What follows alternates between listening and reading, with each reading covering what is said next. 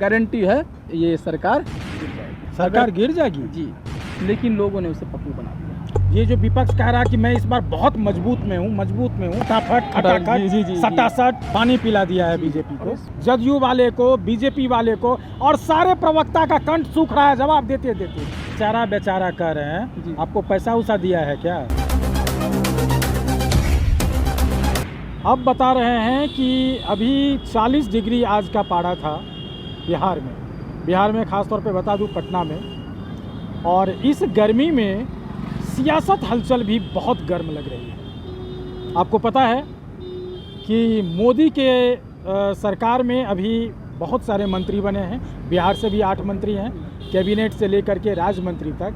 सोनू जी एक बात बताइए कि बिहार को जो कह रहा था विशेष पैकेज का दर्जा देने का, नीतीश बाबू तो एक भी बात ही नहीं कर पाए कहीं, उस पर क्या कहेंगे आप?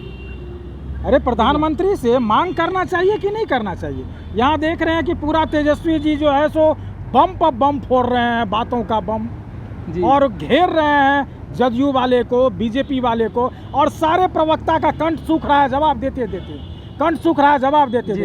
और इतना जवाब देना पड़ता है, आपको सुनना है तो अंजुम आरा को सुन लीजिएगा, समझे, और हेमराज राम को भी सुन लीजिएगा। सर देखिए, आपका कथन ठीक है, राजनीतिक है तो बिजनेस ही हुआ एक तरह से, क्योंकि हर चीज़ कहा जाता है कि हर सिक्के की 2 पहलू होती है, और दोनों मतलब कभी सेम नहीं हो सकता है।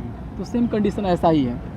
बिहार की बात करें तो बिहार में तेजस्वी और नीतीश, यही 2 ऐसे पार्टी हैं जो कि मतलब तर्क वितर्क करते रहते हैं, कोई खटाखट करते हैं तो कभी टनाटन कर देते हैं। ये देखते होइएगा आप, फटाफट खटाखट सटासट, ये कुछ भी हो जाता है। तो मतलब ये लगता है ना कि बिहार में राजनीतिक पारा और गिर गया है। कुछ दिन पहले मुझे एक वीडियो आज देखे बड़ा शौक हुआ है, और मतलब उस वीडियो को देख के हमें लग रहा था कि भाई इसमें मतलब बात होना चाहिए।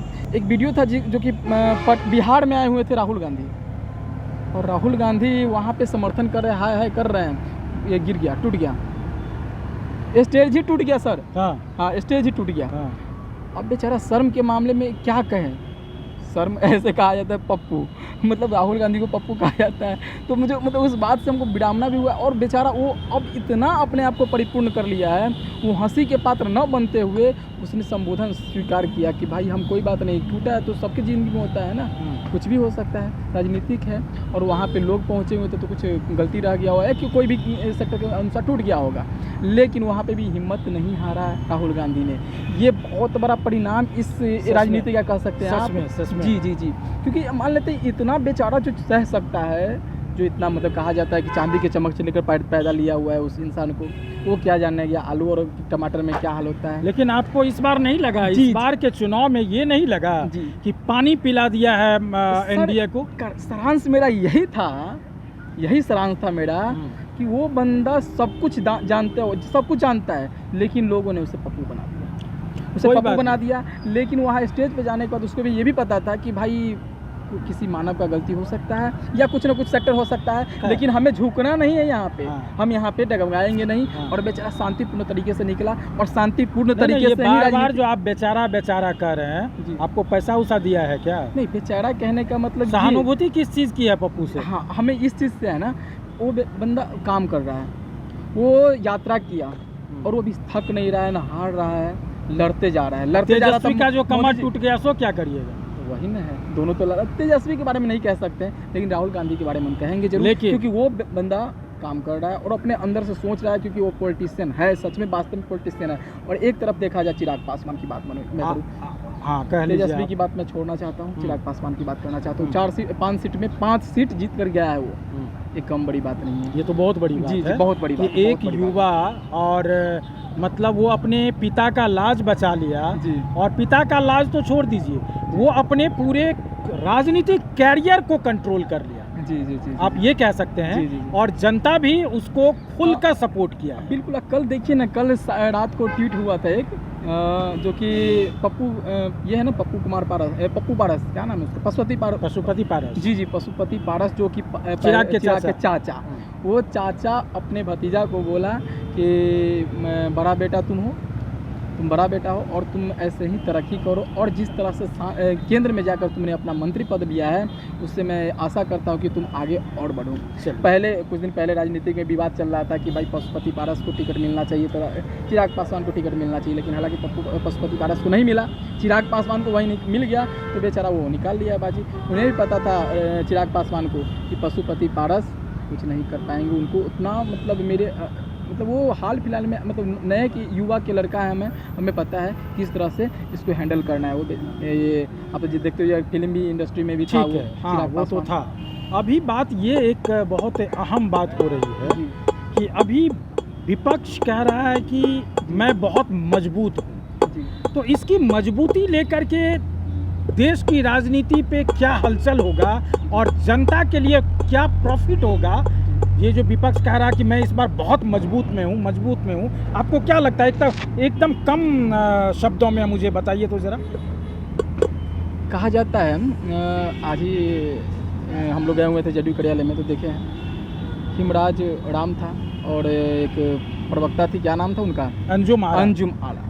उसने बताया कि 2004 में उसका सरकार था, 2009 में उनका सरकार था CPI कांग्रेस का, लेकिन सब लोग गठबंधन में थे। क्या कुछ उस समय विशेष राज्य का मांग नहीं हो सकता था, कह रहे थे, ठीक है। तो उस पर तंज कसा था। तेजस्वी यादव ने बोला था कि भाई तुम्हें मांगना चाहिए इस चीज़ के बारे में।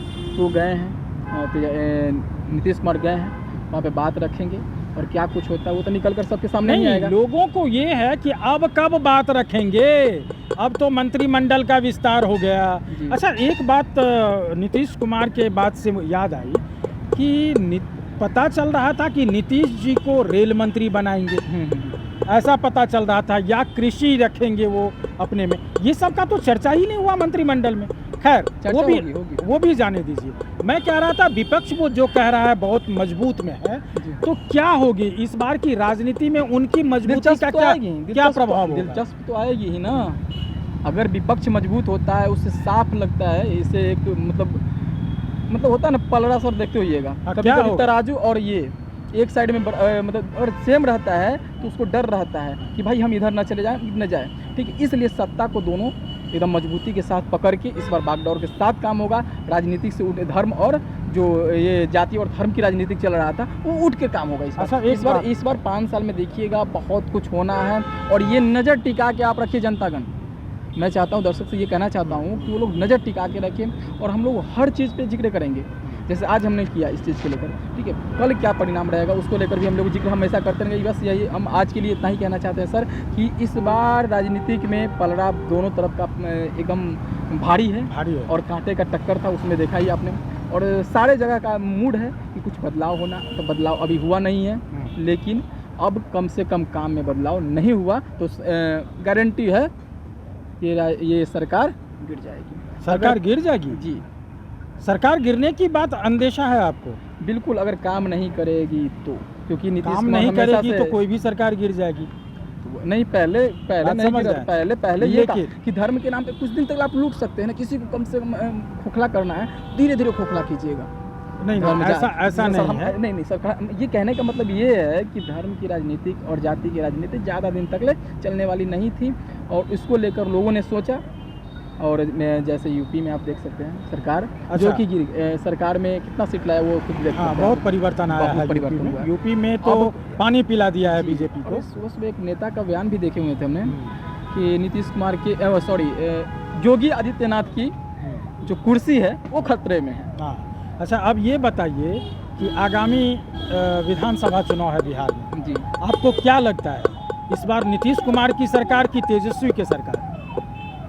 ये भविष्यवाणी की बात कर जी भविष्यवाणी, क्योंकि अभी तक में जो सिनेरियोज है, जो जनता का मूड है, परिवर्तन चाह रहा है जनता, ये बात जानना। तो इस बार क्या लगता है, इस बार तो अब डबल इंजन की सरकार फिर हो गई केंद्र में, तो क्या वही रहेगी यहाँ भी, स्टेट में भी, या फिर बदलाव होगा?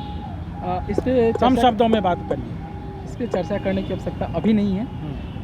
अगर इधर नीतीश, इधर तेजस्वी और इधर चिराग हो गए, ठीक है, तो फिर तेजस्वी और चिराग एक साथ होंगे? नहीं, चिराग वो अपने पार्टी में जैसे एनडीए में है, एनडीए अगर वो मजबूती के साथ खड़े हो गए तेजस्वी बाबू का पानी पिला देंगे। ऐसा है जी। तो देखते रहिए, आप जानते रहिए और संभले हुए रहिए कि इस बार का जो विधानसभा चुनाव होगा बिहार में वो बहुत ही दिलचस्प होने वाला है। चलिए मिलते हैं फिर नए टॉपिक के साथ, तब तक के लिए नमस्कार।